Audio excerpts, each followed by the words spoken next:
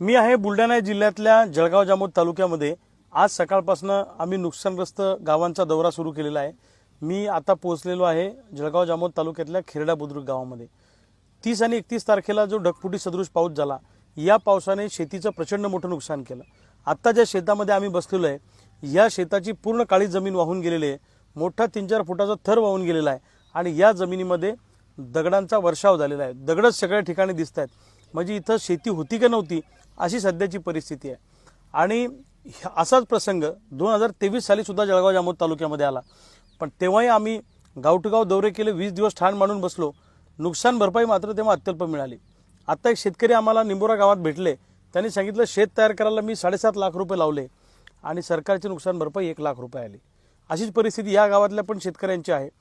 आता गावागावात दौरा केल्यावर काय गोष्टी निदर्शनास आल्या, तर पंचनामे करताना 100% नुकसान हे टाकत नाहीयेत। हे ठिबकचे सेट वाहून गेले, स्प्रिंकलरचे सेट वाहून गेले, पाईपलाईन वाहून गेली, विहिरी वाहून गेल्या, गोठे वाहून गेले, जनावरं वाहून गेले, त्याचंही नुकसान याच्यामध्ये नोंदवलं पाहिजे अशी आमची मागणी आहे। दुसऱ्या बाजूला हे 20% नुकसान टाकतायत, कमी नुकसान दाखवत आहेत, तर जे नुकसान झालं वस्तुनिष्ठ पंचनामे त्याचे झाले पाहिजे अशी आमची मागणी आहे। आणि सरकारने जेवढं नुकसान झालं ती 100% नुकसान भरपाई दिली पाहिजे। 2023 साली या जळगाव जामोद तालुक्यामध्ये जो महाप्रलय आला, त्याच्यानंतर काही अधिकाऱ्यांनी, तत्कालीन तहसीलदारांनी काही बगलबच्चांना हाताशी धरून नुकसान भरपाईच्या रकमा त्यांनीच वसूल करून घेतल्या आणि गरज असलेल्या शेतकऱ्यांना ज्यांचं नुकसान झालं त्यांना नुकसान भरपाई मिळाली नाही। यावेळी असं होता कामा नये अशी प्रशासनाला आमची विनंती आहे।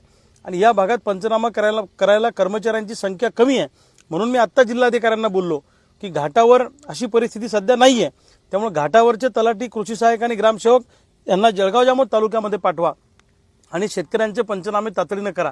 महिना उलटून गेल्यावर शेतात काही सापडणार नाही, त्यामुळे तातडीनं पंचनामे झाले पाहिजे। 100% नुकसान शेतकऱ्यांना मिळालं पाहिजे। ह्या सगळ्या मागण्या, शेतकऱ्यांच्या संतप्त भावना सरकारने लक्षात घेतल्या पाहिजे।